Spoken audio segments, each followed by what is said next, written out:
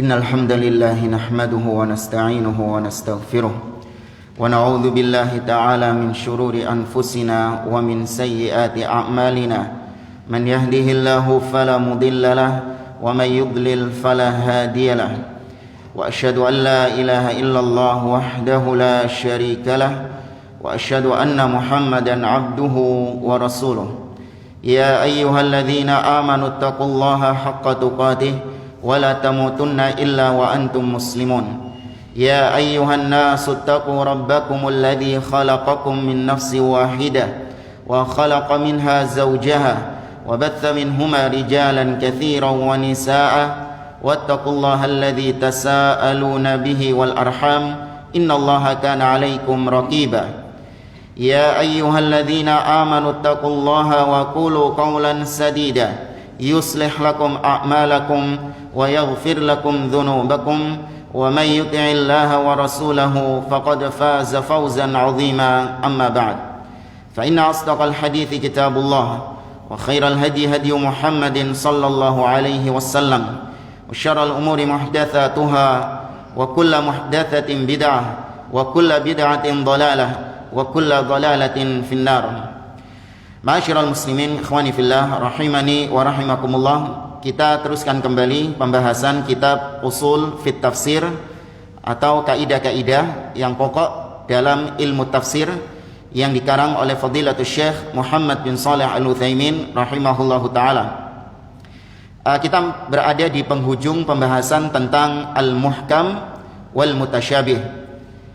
Di sini beliau mengakhiri pembahasan tentang muhkam dan mutasyabih dengan pembahasan tentang apa hikmah di balik adanya ayat-ayat yang muhkam dan ayat-ayat yang mutasyabih.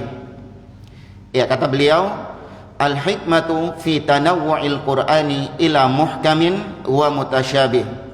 Hikmah di balik beragamnya ayat-ayat Al-Qur'an, bermacam-macamnya ayat-ayat Al-Qur'an sehingga terbagi menjadi muhkam dan mutasyabih. Apa hikmahnya? Kata beliau, "Lau kana al-Qur'anu kulluhu muhkaman la fatatil hikmatu minal ikhtibari bihi tasdiqan wa amalan li dhuhuri ma'nahu wa adamil majali li tahrifihi wa tamassuki bil mutasyabih ibtigha al-fitnah wa ibtigha ta'wilih." Kata beliau, coba seandainya Al-Quran ini semuanya itu muhkam. Kemarin kita sampaikan muhkam secara umum adalah itu ayat-ayatnya jelas. Seandainya semua Al-Quran itu ayat-ayatnya jelas, maka hikmah yaitu berupa ujian kepada manusia. Ya, ujian manusia untuk membenarkan suatu ayat di dalam Al-Quran. Ujian keimanan itu untuk membenarkan suatu ayat di dalam Al-Quran atau mengamalkan suatu ayat di dalam Al-Quran itu akan hilang kalau semua ayatnya itu muhkam, jelas, terang benderang, gak ada ujian keimanan. Coba misalnya ayat-ayat yang berkaitan dengan hari akhir, ya, atau ayat-ayat yang berkaitan dengan hal-hal yang gaib, yang akal manusia terkadang tidak sampai pada perkara-perkara tersebut. Seandainya itu semua adalah perkara yang jelas, maka ujian keimanan nggak nampak di situ. Tentang sifat misalnya, ya, tentang sifat-sifat Allah Subhanahu wa taala. Allah Azza wa Jalla misalnya memiliki sifat As-Sami', memiliki nama As-Sami', yaitu mendengar, dan punya sifat pendengaran As-Sam'u. Coba kalau misalnya ayat-ayatnya itu jelas, ya, ayat-ayatnya jelas dalam artian Allah juga menerangkan bagaimananya sifat mendengar itu. Caranya Allah bisa mendengar semua makhluk itu gimana? Kan itu akidah kita kan? Allah bisa mendengar semua makhluk di waktu yang bersamaan. Mereka semuanya berdoa kepada Allah, krungu kabeh Allah Subhanahu wa taala itu. Antum bisa bayangkan ketika di Arafah, ketika wukuf, berapa juta manusia tumplek-blek di situ. Mereka semua berdoa di waktu yang sama, di tempat yang sama. Jutaan manusia, lautan manusia berdoa, bermunajat kepada Allah Subhanahu wa taala. Allah mendengar semuanya di waktu yang bersamaan itu. Gimana caranya? Kita saja kalau ada satu orang lebih sama-sama berbicara, bisa dengar antum? Yang kajian ada 2 ini. Ya, 1, 2 sebelah orang, sama-sama kajian. Ya, bisa dengar antum? Nggak bisa, itu 2 orang itu. Apalagi 3, apalagi jutaan. Kita nggak tahu bagaimana caranya. Nah, seandainya Allah Subhanahu wa taala ngasih tahu caranya di dalam Al-Qur'an. Begini caranya Allah ya mendengar semua hamba-hamba. Ada caranya, cuman kita nggak dikasih tahu. Seandainya dikasih tahu caranya bagaimana, maka ada ujian keimanan nggak? Nggak ada ujian keimanan di situ.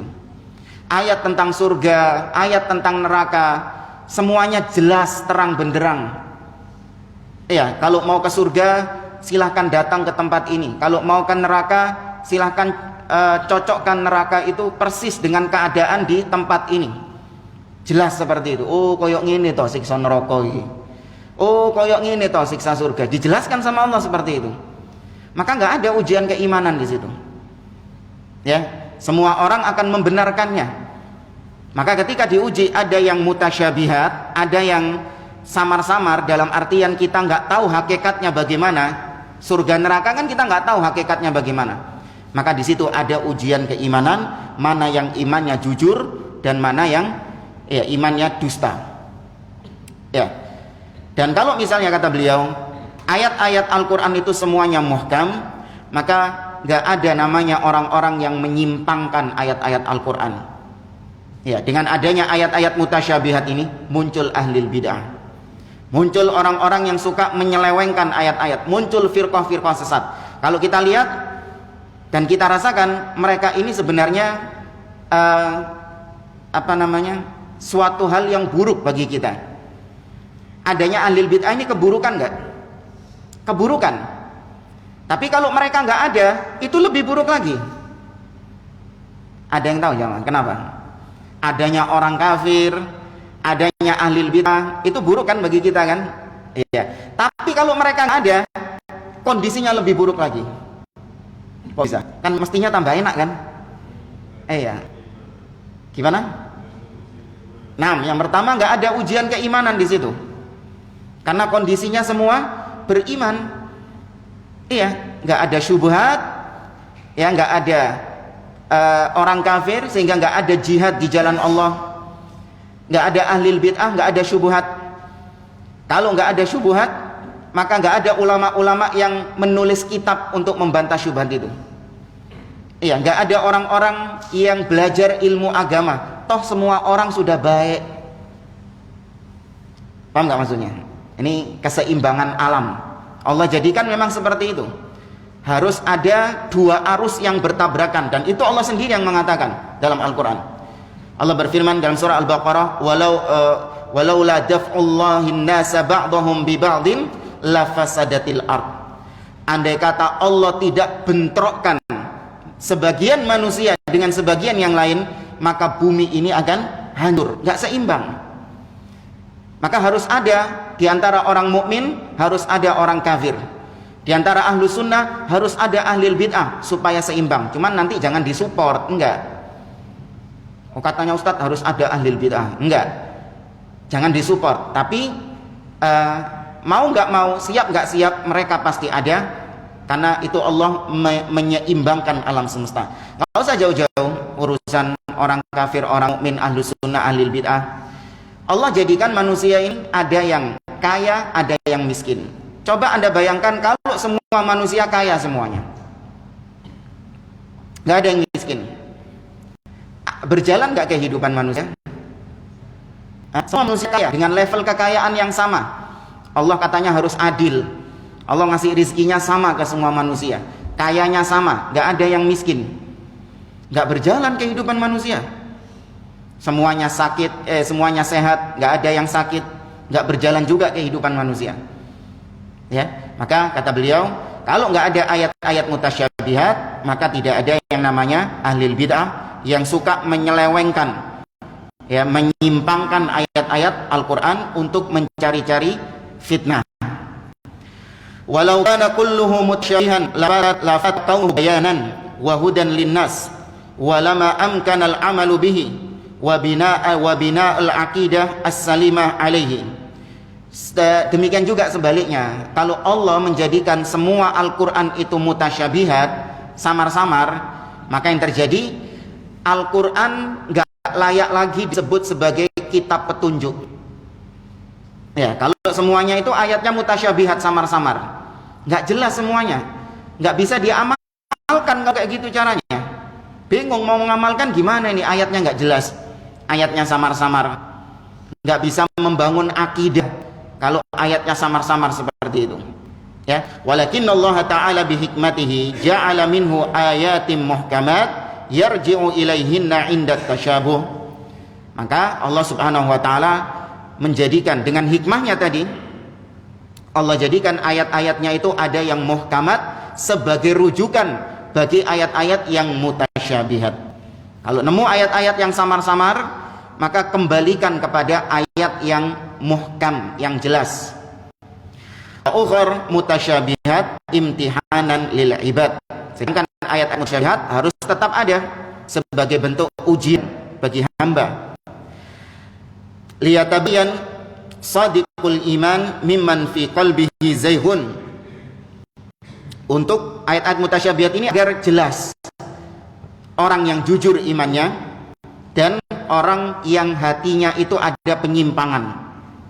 Fa inna sadiqal iman ya'lamu annal Qur'an kulluhu min indillahi ta'ala. Karena orang yang keimanannya jujur, tidak ada penyimpangan di dalam hatinya, dia mengetahui bahwa Al-Qur'an ini semuanya dari sisi Allah Subhanahu wa taala. Wa ma kana min indillah fa huwa haq. Dan ketika dia tahu Al-Quran itu dari sisi Allah, maka dia pun juga tahu bahwa apa-apa yang datang dari Allah itu sudah pasti benar. Ya, sudah pasti benar, gak mungkin ada dustaan. Ya, Allah mengatakan bahwa dia punya wajah, itu sudah pasti benar. Gak mungkin Allah memberikan memberikan informasi yang keliru. Ya, ahli bid'ah kan gitu. Mereka suka mentakwil sifat-sifat Allah. Mereka katakan wajah Allah di dalam ayat itu bukan artinya wajah, tapi itu artinya adalah rahmat Allah, artinya kemuliaan Allah. Loh, kalau gitu Allah menjui, ngomong wajah tapi ternyata artinya bukan wajah. Oh, itu tangan Allah maksudnya bukan tangan secara hakiki, tapi maksudnya adalah kekuatan Allah, kekuasaan Allah. Loh, kalau gitu Allah menjui, ngomong punya tangan tapi ternyata dia nggak punya tangan. Berarti Al-Quran ini kitab kaki gitu loh, dijebak gitu loh. Ngomong punya tangan, nanti yang baca kejebak, membangun akidah bahwa Allah punya tangan, padahal Allah nggak punya tangan. Loh, kok kayak mancing-mancing loh Allah. Iya, kalau dipikir-pikir seperti itu. Ya, maka kata beliau, apa yang datang dari Allah itu sudah pasti hak. Wala yumkin ayyakuna fihi batil au tanaqud liqaulihi ta'ala. Dan tidak mungkin ada kebatilan di dalam Al-Quran atau tanaqud, kontradiksi di dalam Al-Quran. Berdasarkan firman Allah dalam surah Fussilat ayat 42, kata Allah, la ya'tihil batil min baini yadayhi wala min khalfihi tanzilun min hakimin hamid. Tidak ada yang batil ya di dalam Al-Quran, tidak dari depan dan tidak pula dari belakang. Artinya dari depan sampai belakang tidak ada yang batil, diturunkan dari Rabb yang maha bijaksana lagi maha terpuji. Demikian juga dalam surah An-Nisa ayat 82, Allah katakan, walau kana min indi ghairillah lawajadu fihi ikhtilafan katsira. Andai kata Al-Quran itu bukan dari Allah, maka niscaya kau dapati pertentangan, perselisihan di dalamnya. Ya, tapi kita tidak mendapati adanya pertentangan, perselisihan di dalam Al-Quran. Ya, kecuali bagi orang-orang yang tadi hatinya ada penyakit, itu sukanya ngobok-ngobok ayat-ayat yang kayak ada perselisihan, diangkat sama dia, nah, kemudian untuk menimbulkan fitnah-fitnah yang terjadi.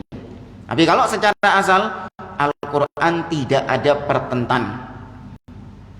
Wa amma man fi qalbihi zayghun fayattakhidhu minal mutasyabbih sabilan ila tahrifil muhkam wattiba'il hawa fit tashkiki fil akhbar wal istikbari al ahkam. Adapun orang-orang yang hatinya berpenyakit, ya hatinya ada penyimpangan, mereka itu seperti kita katakan tadi, suka mengambil ayat-ayat mutasyabihat, mereka jadikan itu sebagai sarana untuk menyelewengkan ayat-ayat yang terang benderang, menyelewengkan ayat-ayat yang jelas. Ittiba'ul hawa, mereka mengikuti persangkaan hawa nafsu mereka. Tujuannya at-tashkik, membuat keraguan-raguan terhadap Al-Quran, dibikin kita ini ragu terhadap Al-Quranul Karim dan hukum-hukum yang ada di dalamnya. Ya. Walihada tajidu katsiran minal munharifina fil aqaidi wal a'mali yahtajuna ala inhirafihim bihadhil ayatil mutasyabihah. Karenanya Anda dapati kebanyakan di antara orang-orang yang suka menyelewengkan ayat-ayat Allah dalam akidah, dalam ibadah, Anda dapati mereka itu sukanya berhujjah dengan ayat-ayat mutasyabihat, sukanya pakai dalil-dalil yang mutasyabihat, nggak mau dikembalikan kepada yang muhkam. Ya, ini kesimpulan saja, sudah kita sampaikan contoh-contohnya pada pertemuan sebelumnya. Kita lanjut ke pembahasan berikutnya, muhamut ta'arud fil Quran, muhimut ta'arud fil Quran, yaitu adanya persangkaan, dugaan, ya, dugaan ya, bukan pasti. Adanya dugaan ta'arud, kontradiksi di dalam Al-Quran. Jadi judulnya itu, tagline-nya, headline beritanya, Al-Quran diduga berselisih satu dengan yang lain. Nah, itu judul beritanya gitu. Kita baca apa maksudnya? At-ta'arudu fil Quran an tataqabala ayatan bihaythu yamna'u madlulu ihdahuma madlul al-ukhra, mithlu an takuna ihdahuma muthbitatan li syai'in wal ukhra nafiyatan lahu. Yang dimaksud dengan ta'arud yaitu kontradiksi di dalam Al-Quran, dugaan adanya kontradiksi di dalam Al-Quran yaitu ada dua ayat atau lebih yang saling bertabrakan maknanya.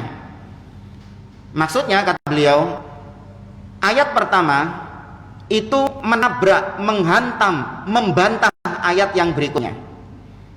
Ya, ayat pertama seakan-akan, yang dipahami seperti benar, seakan-akan membantah ayat yang lain yang masih di dalam Al-Quran juga. Jadi Al-Quran saling berbantah-bantahan. Wala yumkinu an yaqa'a at-ta'arud baina ayatain madlulahuma khabari li'annahu yalzamu kaunu ihdahuma kadiban wa huwa mustahilun fi akhbarillahi ta'ala. Nah, ini harus didudukkan dulu, harus ditundukkan akidah kita, yakini seyakin-yakinnya, tancapkan dalam diri Anda, tidak mungkin adanya pertentangan di dalam Al-Quran. Ya, tidak mungkin pertentangan dalam Al-Quran. Ada orang yang bantah, ada Ustaz, tapi pertentangannya itu cuma sekedar teksnya saja, tapi pemahamannya tidak bertentangan. Tetap kita katakan enggak, baik teksnya ataupun pemahamannya, dua-duanya tidak ada yang bertentangan, tidak ada yang kontradiksi di dalam Al-Quran. Kenapa demikian? Harus kita bangun seperti ini. Karena kalau kita meyakini Al-Quran itu ada kontradiksi, berarti Anda menuduh bahwa salah satu dari dua ayat yang kontradiksi itu dusta. Kan gitu.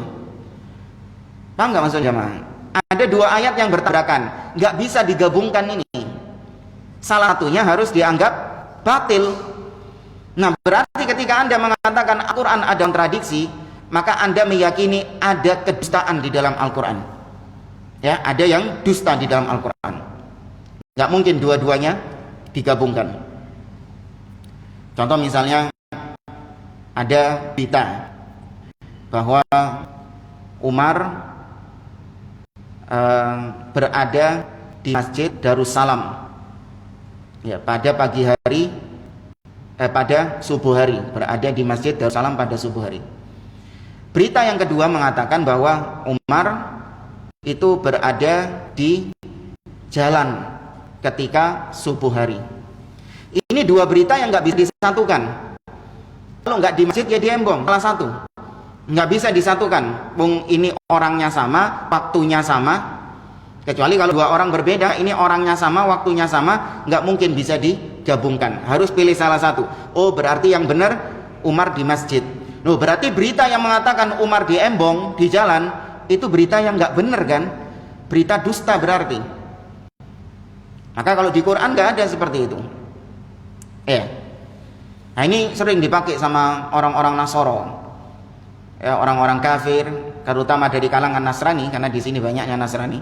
Itu sukanya bentur-benturkan ayat. Ya, sukanya bentur-benturkan ayat. Supaya, karena mereka ini sering dibantah sama orang-orang Islam bahwa Bible mereka, Alkitab mereka itu banyak kontradiksi di dalamnya. Banyak sekali, seabrek. Bahkan sampai dibuat buku, daftar kontradiksi ayat-ayat di dalam Bible, di dalam Alkitab. Nah, mereka nggak terima, kok kitab kita saja yang dianggap banyak kontradiksi, padahal di Quran juga banyak kontradiksi. Dipelajari sama mereka, dikumpulkan ayat-ayat dalam Al-Quran yang kata mereka kontradiksi, kumpulkan, belajar mereka itu. Bahkan di perkuliahan mereka, sekolah-sekolah pastoral atau di sekolah-sekolah Alkitab, itu ada mata kuliah Islamologi. Ada belajar kayak gini nih, nyari-nyari ayat-ayat yang kontradiksi untuk membuat keraguan-raguan kepada kaum muslimin. Ya, dengan mempelajari ayat ini, pembahasan ini, kita bangun akidah tidak mungkin ada kontradiksi di dalam Al-Quran. Meskipun nanti antum baca, ya, ada syubhat dari orang-orang Nasrani, iya ini ada ini ayat yang kontradiksi ini. Sepintas antum baca, maka kembali ke akidah tadi, enggak mungkin ini. Meskipun antum belum tahu jawabannya apa jalan keluarnya, seakan-akan dua ayat ini benar-benar kontradiksi sekali, antum belum tahu jawabannya apa, tawakuf, taruh dulu. Ya, kembali kepada keyakinan yang pertama, mustahil adanya kontradiksi di dalam Al-Quran. Allah berfirman dalam surah An-Nisa ayat 87, "Wa man asdaqu minallahi haditha." Dan siapakah yang lebih jujur ucapannya daripada Allah Subhanahu wa taala? Arti Al-Quran tidak ada yang lebih jujur daripada firman Allah Subhanahu wa taala. Sama dalam surah An-Nisa juga Allah katakan, "Wa man asdaqu minallahi qila." Ayat 122. Wa yumkinu ayyaqa ta'arudu baina ayatain madlihima hukmi li'anna al-akhirah minhuma nasikhatun lil ula. Demikian juga dalam masalah hukum. Tadi dalam masalah informasi. Karena Al-Quran itu kan ada dua, ada ayat-ayat informasi, khobar, dan ada yang sifatnya hukum. Kalau informasi, ayat-ayat yang sifatnya informasi, itu nggak mungkin ada yang namanya nasikh dan mansukh. Ya, nggak pernah ada namanya ayat informasi diganti dengan ayat yang lain. Contoh misalnya Allah menginformasikan kepada kita bahwa dahulu Adam alaihissalam itu dikeluarkan oleh Allah dari surga, diturunkan ke atas muka bumi ini. Itu informasinya. Nggak mungkin ada dinasakh informasinya. Oh, nggak jadi, Adam nggak jadi diturunkan, ternyata Adam tetap di surga. Dinasakh gitu loh, informasi yang pertama dinasakh, diganti dengan informasi yang kedua. Itu kalau ayat-ayat informasi, akhbar, khabar, nggak mungkin, mustahil. Nah, orang-orang Rafidhah, orang-orang Syiah, mereka itu bermain di sini. Ketika kita mengatakan bahwa sahabat-sahabat Nabi semuanya dipuji sama Allah Subhanahu wa taala dalam firman-Nya, misalnya was-sabiqunal awwalun minal muhajirin wal ansar walladzina tabauhum bi ihsan radhiyallahu anhum wa radu'an wa a'adda lahum jannatin tajri tahtaha al-anhar khalidina fiha abada dzalikal fawzul 'adzim. Dan orang-orang yang awal-awal masuk Islam dan muhajir dan ansar dan yang mengikuti mereka dengan baik, Allah ridha kepada mereka dan mereka pun ridha kepada Allah. Allah persiapkan baginya surga yang mengalir sungai-sungai di bawahnya. Mereka kekal di sana selama-lamanya. Itulah kemenangan yang besar. Taib, ayat ini informasi atau ayat tentang hukum? Informasi. Allah mengabarkan kepada kita, menginformasikan kepada kita bahwa para sahabat Allah persiapkan surga bagi mereka. Apa kata orang-orang Syiah? Itu ayat sudah dinasakh. Iya, kata mereka, itu ayat sudah dinasakh. Ayat ini turun sebelum Abu Bakar naik jadi khalifah. Ya, ayat ini turun sebelum Abu Bakar naik jadi. Mereka ini mengkafirkan sahabat gara-gara ngangkat Abu Bakar sebagai khalifah, bukan ngangkat Ali bin Abi Thalib, tapi yang diangkat sahabat Abu Bakar. Nah, itu mereka mengkafirkan para sahabat, mengatakan mereka ini menyelisihi wasiat Nabi yang nyuruh untuk mengangkat Ali bin Abi Thalib sebagai khalifah. Berarti ayat yang tadi kita baca itu sudah dinasakh sama Allah, sudah nggak berlagi. Nah, ini balul. Kalau memang ayat itu dinasakh, emang Allah nggak tahu kalau seandainya sahabat ini benar-benar kafir, murtad setelah meninggal Nabi, emang Allah nggak tahu kalau nanti sahabat murtad? Tahu nggak Allah kira-kira? Pasti tahu. Lah kenapa kalau sudah tahu tetap dipuji sama Allah? Iya kan? Allah tahu apa yang terjadi di masa yang akan datang. Nanti para sahabat ini murtad semuanya sepeninggal Nabi, kecuali beberapa orang tok. Maka ya sudah, nggak mungkin dipuji sama Allah. Ya, maka informasi itu berlaku sampai kapanpun.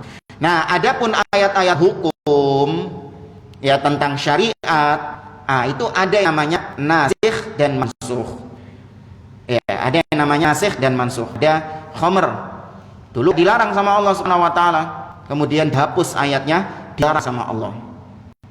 Ya, dan banyak ayat-ayat yang semacam ini. Nah, itu ada. Maka ini bukan kontradiksi kalau kayak ini caranya. Dibanding-bandingkan, Allah mengatakan dalam surah Al-Baqarah bahwa khamr itu ada manfaatnya. Wa yas'alunaka 'anil khamri wal maisir qul fihima ithmun kabirun wa manafi'u linnas wa ithmuhuma akbaru min naf'ihima. Mereka bertanya tentang khamr dan judi, katakan khamr dan judi ada manfaatnya. Qul fihima ithmun kabir, ada dosa besar di situ dan ada juga manfaat. Allah sebutkan ya, ithmun kabirun wa manafi'u linnas, dan ada manfaatnya bagi manusia. Nggak ada kata-kata pengharaman dalam ayat itu. Terus dibandingkan dengan ayat dalam surah Al-Maidah, ya ayyuhalladzina amanu innamal khamru wal maisiru wal ansabu wal azlamu rijsun min amali syaitan fajtanibuhu la'allakum tuflihun. Wahai orang-orang yang beriman, sesungguhnya khamr, judi, mengundi nasib dengan anak panah, itu semuanya perbuatannya syaitan, tinggalkanlah. Oh, ada kata-kata tinggalkan, diharamkan. Tadi di surat Al-Baqarah tidak diharamkan, bahkan dipuji katanya ada manfaatnya khamr ini. Tapi di surat Al-Maidah kok diharamkan? Nah, ini kontradiksi. Bukan mas, bukan kontradiksi itu. Itu namanya ayat yang satu menasakh ayat yang satunya. Ini hukum atau khabar? Hukum. Kalau khabar nggak ada wis, namanya nasakh itu nggak ada khabar. Tabilnya Allah mengatakan dalam surah Al-Baqarah ayat 106, ma nansakh min ayatin aw nunsiha na bi khairin minha aw mithliha.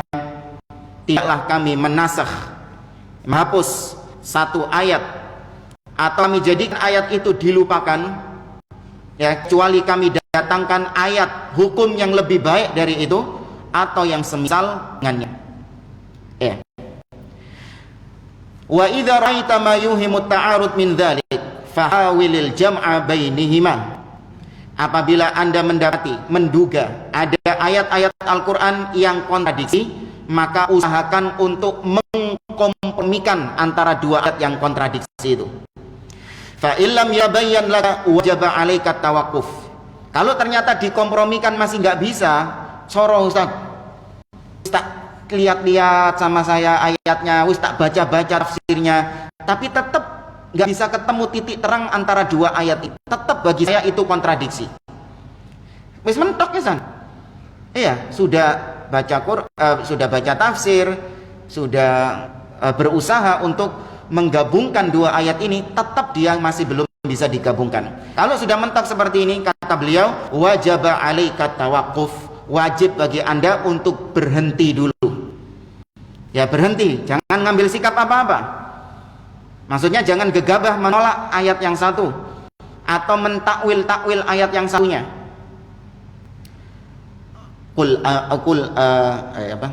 Aamintum man fis sama ay yakhsif bikumul arda fa idza hiya tamur. Apakah kau merasa aman dari zat yang berada di langit? Ya Allah fis sama. Terus antum baca lagi firman Allah misalnya dalam surah Al-Mujadalah. Alam ta'lam annallaha ya'lamu ma fis samawati wa ma fil ard. Ma yakunu min najwa thalathatin illa huwa rabi'uhum wala khamsatin illa huwa sadisuhum wala adna min dzalika wala aktsara illa huwa ma'ahum aina ma kanu. Dan tidaklah ada tiga orang yang bisik-bisik kecuali Allah yang keempat. Dan tidak ada lima orang berbisik-bisik kecuali Allah yang keenam. Dan tidak ada yang lebih banyak dari itu atau lebih sedikit kecuali Allah bersama mereka dimanapun mereka berada. Yang satu ngomong Allah di atas, yang satu mengatakan Allah di mana-mana bersama kita dimanapun kita berada. Dibaca tafsirnya, tidak jelas, bingung. Ya apa sih? Jari ini nang di atas tapi ternyata di mana-mana.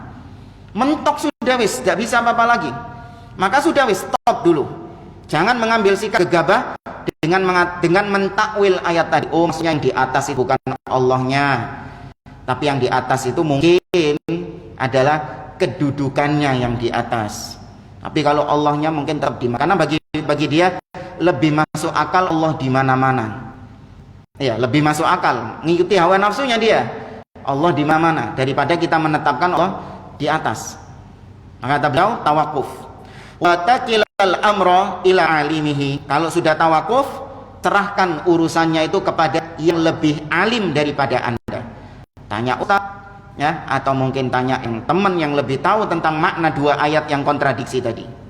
Jangan gegabah. Wa qad dzakara al-ulama rahimahumullah amthilatan katsiratan lima yuhimu ta'arud bayanul jam'a fi dzalik. Dan para ulama rahimahumullah menyebutkan contoh-contoh yang banyak tentang ayat-ayat yang dianggap kontradiksi tadi. Dan mereka selain memaparkan ayat-ayat yang dianggap kontradiksi, mereka juga menjelaskan tentang bagaimana mengkompromikannya. Jadi nggak dilepas gitu toh, ini daftar ayat yang kontradiksi wes diculno, nggak ada penjelasannya bagaimana, enggak. Para ulama dijelaskan. Wa min ajma'i ma ra'aitu fi hadzal mawdu' kitab daf'u ihamil ittirab an ayil tab li Syekh Muhammad Al-Amin Asy-Shinqiti rahimahullahu taala. Dan di antara kitab yang bagus dalam masalah ini adalah kitab yang berjudul Daf'u ihamil ittirab an ayatil kitab. Itu menolak dugaan adanya kontradiksi di dalam ayat-ayat Al-Quran. Karena Syekh Muhammad Al-Amin Asy-Shinqiti rahimahullah, beliau dikenal memang dengan ilmu Al-Quran. Beliau punya kitab tafsir juga. Ada yang apa nama kitab tafsirnya? Syekh Asy-Shinqiti. Ya, namanya kitab Adwaul Bayan. Ya, kitabnya namanya Adwaul Bayan. Itu kitab tafsir beliau. Dan sekarang yang bawa mushaf atau yang punya PDF-nya, Anda simak firman Allah di surah Al-Baqarah ayat yang 2. Wis hafal ya, ayat 2. Alif Lam Mim dzalikal kitabu la raiba fi hudan lil muttaqin. Allah katakan di situ Al-Qur'an hudan, petunjuk bagi orang-orang yang bertakwa. Wes, simpan ayat ini. Perhatikan firman Allah lainnya masih di surah Al-Baqarah ayat 185. Allah mengatakan tentang Al-Quran, Syahrul Ramadan alladzi unzila fihil Quran hudan linnas. Bulan Ramadan, bulan diturunkannya Al-Quran sebagai petunjuk bagi manusia. Ya apa sih? Yang pertama tadi mengatakan petunjuk bagi orang-orang bertakwa. Yang kedua mengatakan bagi seluruh manusia. Yang benar yang mana ini? Yang benar mana jemaah? Itu dua, iya benar.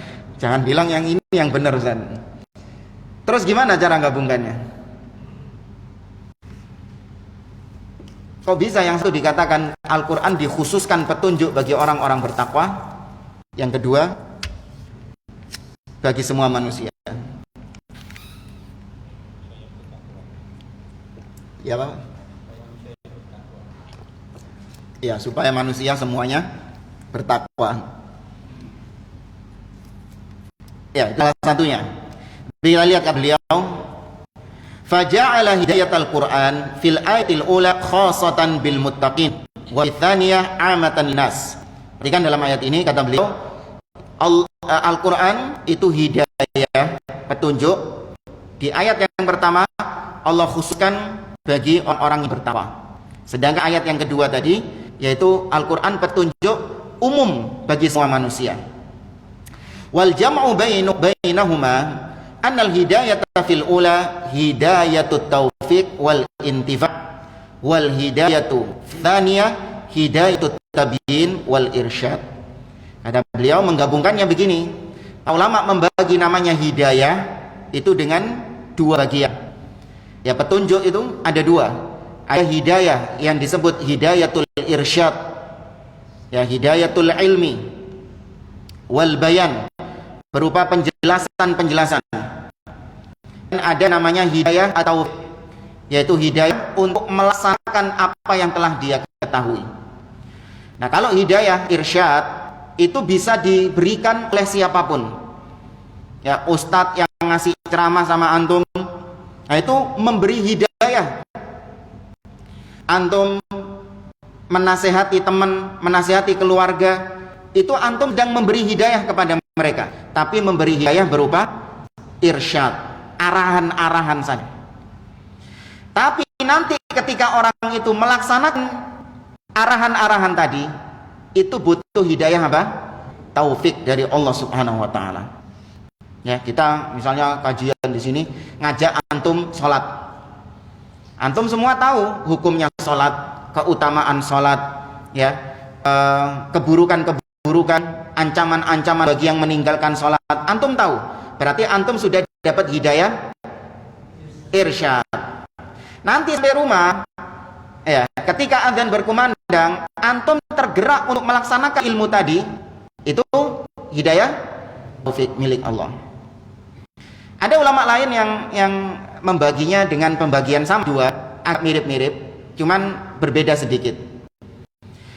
Ada yang membagi hidayah itu dua. Yang pertama hidayah fit thoriq, hidayah ilat thoriq, dan yang kedua hidayah fit thoriq.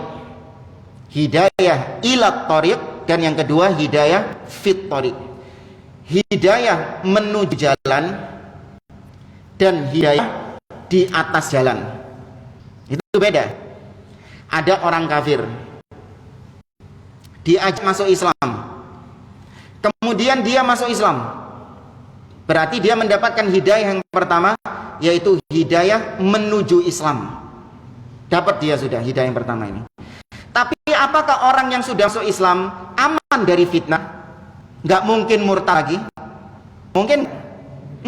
Maka butuh hidayah yang kedua, yaitu hidayah fit thoriq, hidayah di atas jalan, supaya komitmen tetap di atas jalan itu. Karenanya kita meminta kepada Allah, ihdina as-siratal mustaqim, tunjukkan kepada kami jalan yang lurus. Bukan maknanya kita ketika sholat ini masih sesat. Tuh lihat orang-orang yang sholat ini, mereka sesat. Kok bisa? Rungokno dah. Loh, ihdinas siratal mustaqim, tunjukilah kami ke jalan yang lurus. Bukan, mereka sudah di atas jalan, tapi mereka minta kepada Allah supaya ditetapkan di atas jalan itu. Karena orang yang hidup itu masih belum aman dari fitnah. Dia diuji sama Allah Subhanahu wa taala. Bisa jadi dia gugur kembali ke agama lamanya, atau kembali kepada kesesatan lamanya. Yang dulu ahli bid'ah jadi ahli sunnah, apa jamin mati dia ahli sunnah? Enggak jamin. Bisa jadi dia kena syubhat dan kembali jadi ahli bid'ah. Nah, ini dua hidayah dengan penjelasan yang lain. Maka kalau kita tarik kepada ayat tadi, hudan lil muttaqin, Al-Quran itu petunjuk bagi orang-orang yang bertakwa, itu hidayah apa? Taufik atau irsyad? Taufik. Iya, hidayah taufik, karena mereka sudah mendapatkan hidayah irsyad Quran ini. Nah, hudan linnas itu hidayah irsyad. Al-Quran memberikan petunjuk bagi manusia secara umum, bahkan bagi orang kafir sekalipun, untuk menuju Islam. Kalau dari hidayah yang penjelasan kedua tadi, hudan lil muttaqin, itu hidayah ila thoriq atau hidayah fit thoriq. Hudan lil muttaqin ini hidayah fit thoriq. Ya, kalau hudan linnas hidayah ila thoriq. Nah, contoh yang lain masih tentang hidayah ini, yaitu Anda buka surah Al-Qasas ayat 56. Yang bawa mushaf dibuka surah Al-Qasas ayat 56.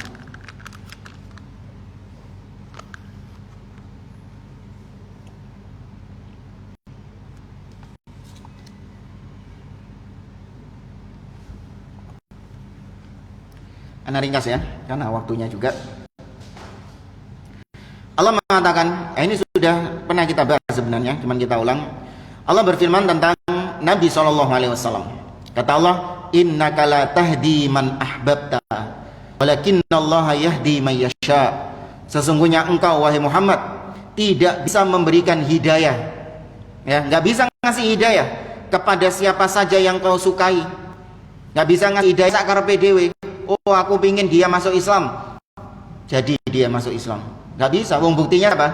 Pamannya Nabi Abu Thalib, Nabi pengen dia supaya masuk Islam, tapi sampai matinya dia tetap dalam keadaan kafir. Pengen Nabi supaya dia mendapatkan hidayah, tapi sampai mati nggak dapat. Kita bandingkan ayat tadi dengan ayat kedua, yaitu surah Asy-Syura ayat 52. Allah mengatakan, wa innaka latahdi ila siratin mustaqim.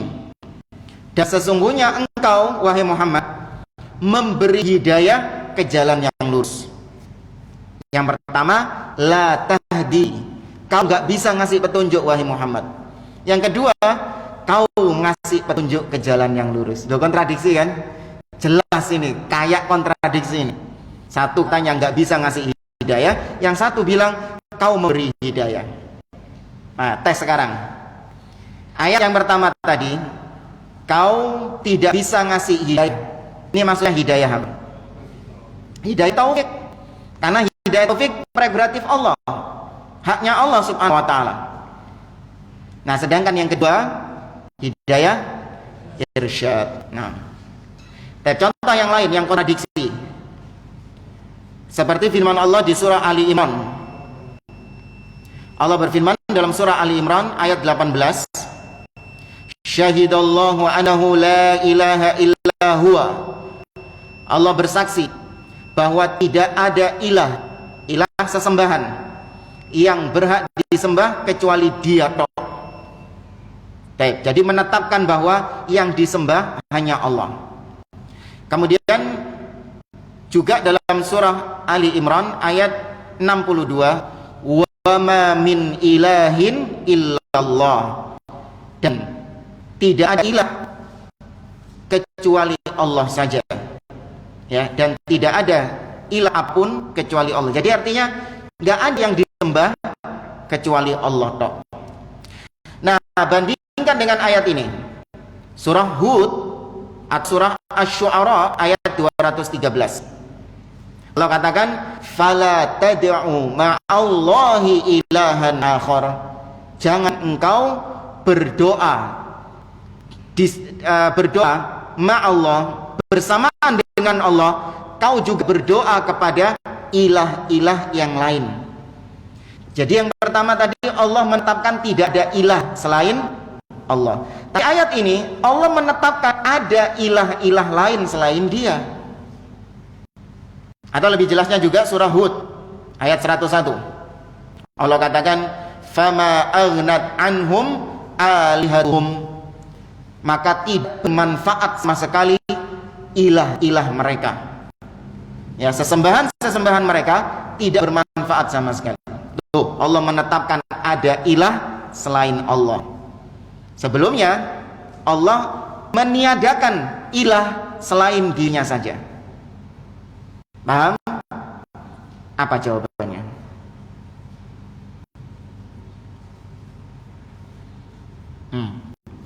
Gak ada ilah selain Allah. Iya. Kenapa ayat kedua kok Allah menetapkan adanya ilah selain Dia? Nggak ada yang tahu. Berikan kata beliau, menjamakkan antara keduanya, uluhiyah yang khusus, ya, billahi azza wa jalla hiyal uluhiyah al-haq. Allah ketika menetapkan bahwa Dia satu-satunya ilah, itu artinya adalah Dia yang pantas disembah satu-satunya. Ya, adapun ketika Allah menetapkan ada ilah-ilah lain, itu Allah cuma sekedar menjelaskan bahwa mereka ini ada ilah. Ilah itu artinya apa? Yang disembah. Benar, mereka disembah. Berhala-berhala itu disembah sama orang-orang. Tapi Allah tidak menetapkan Dia sebagai ilah yang hak. Mereka benar disembah, tapi tidak benar kalau mereka itu harus disembah. Makanya menggabungkan itu dengan firman Allah di surah Al-Hajj ayat 62. Allah mengatakan, "Dzalika bi annallaha huwal haq wa annama yad'una min dunihi huwal batil." Yang demikian itu karena Allah satu-satunya ilah yang hak, yang pantas disembah. Adapun ilah selain Allah, yang diminta-mintai selain Allah, diibadahi selain Allah, itu semua ilah yang batil. Ditetapkan sama Allah, ada mereka itu, tapi mereka ini batil. Ya. Baik, jemaah yang dimuliakan oleh Allah Subhanahu wa taala, yang terakhir contoh dari ayat yang bertentangan sebelum kita tutup adalah tentang firman Allah di surah Al-Isra ayat 16. Al-A'raf ayat 28 bertentangan, seakan-akan bertentangan dengan surah Al-Isra ayat 16. Perhatikan di sini, Allah mengatakan dalam surat Al-A'raf, "Qul innallaha la ya'muru bil fahsya."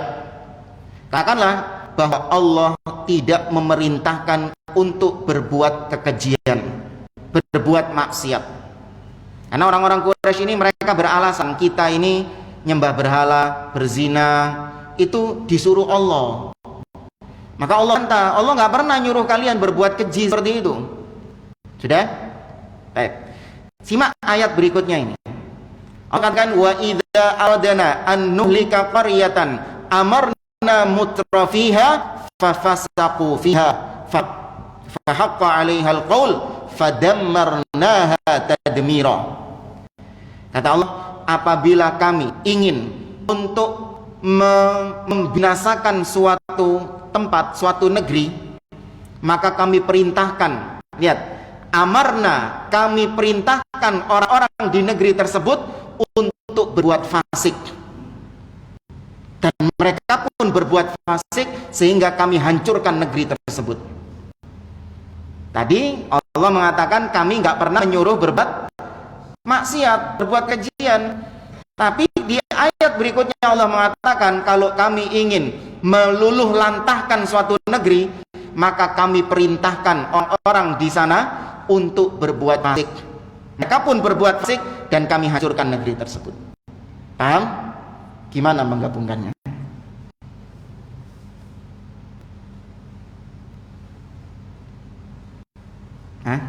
Baik. Yang pertama, Allah tidak pernah memerintahkan buat fasik itu secara syar'i. Tidak ada satupun hukum syar'i yang Allah tetapkan memerintahkan untuk berbuat kefasikan, berbuat kemaksiatan. Itu nggak ada. Pernah antum dapati Allah nyuruh berzina? Ayat-ayatnya ya ayyuhalladzina amanu ya ayyuhalladzina amanu alaikum an tazu, misalnya wajib sekalian untuk berzina gitu. Ayat-ayat hukum seperti itu yang nyuruh berzina atau nyuruh minum khamr, makanya nyuruh berbuat maksiat, nggak ada. Nah, tapi kalau secara kauni ini artinya apa? Ya takdir, alam. Allah menetapkan nggak adanya kekejian? Allah tetapkan adanya kekejian. Allah izinkan kekejian, kemaksiatan, zina, apapun itu, bid'ah, syirik, kekafiran, Allah izinkan terjadi di atas muka bumi ini dengan segala hikmahnya. Maka ketika Allah mengizinkan kekejian itu terjadi, Allah katakan innama qauluna idza ya innam qauluna li syai'in idza aradnahu an naqula lahu kun fayakun. Atau dalam ayat yang lain Allah mengatakan innama amruhu idza arada syai'an ay yaqula lahu kun fayakun. Sesungguhnya perkara Allah, apabila Allah menginginkan sesuatu terjadi, Allah tinggal katakan kun, maka terjadi sesuatu itu. Ya, maka kekejadian itu ketika terjadi muka bumi ini, itu atas izin siapa? Allah Subhanahu wa taala. Maka maksud ayat yang kedua, dan apabila kami ingin menghancurkan suatu negeri itu, kami perintahkan mereka berbuat fasik. Artinya kami kehendaki mereka berbuat fasik. Bukan Allah memerintahkan menurunkan ayat berbuat fasiklah kalian, bukan. Tapi Allah takdirkan, Allah kehendaki ya untuk mereka berbuat kefasikan. Ada orang itu pengen berzina gitu, ngebet dia. Sudah punya fasilitas-fasilitas yang membuat dia berzina. Dia tercapai berzina itu dengan apa? Takdir Allah Subhanahu wa taala. Meskipun harimnya ada di depan ini, depan sama dia. Sudah tinggal selangkah lagi berzina. Dia tidak mungkin berzina kalau tidak Allah izinkan, Allah takdirkan. Ya, maka kemaksiatan pun juga itu takdir dari Allah Subhanahu wa taala dengan segala hikmah yang ada. Kok bisa? Ada hikmahnya. Ada hikmahnya. Selain yang pertama tadi keseimbangan alam. Yang kedua, ibarat seperti orang diamputasi. Ya. Orang diamputasi ini bagi pasiennya baik atau buruk? Baik. Jadi orang kalau amputasi itu alhamdulillah gitu, senang dia kehilangan organ tubuhnya itu. Enggak, buruk itu. Bagi orang diamputasi itu keburukan, karena akan kehilangan anggota tubuhnya. Iya, enggak bisa seperti dulu lagi, itu keburukan. Tapi di balik keburukan itu ada apa? Ada kesehatan, ada kesembuhan bagi penyakitnya. Maka Allah ketika mentakdirkan adanya kemaksiatan, kesyirikan, kekufuran, kebid'ahan, buruk itu. Jangan kebaik, buruk. Tapi di balik itu ada hikmah-hikmah yang banyak. Ya. Baik, hadza wallahu a'lam bissawab. Insyaallah kita teruskan pada pertemuan yang akan datang. Kita akhiri subhanakallahumma rabbana wa bihamdika asyhadu an la ilaha illa anta astaghfiruka wa atubu ilaik. Wa akhiru da'wana anil hamdulillahi rabbil alamin. Wassalamu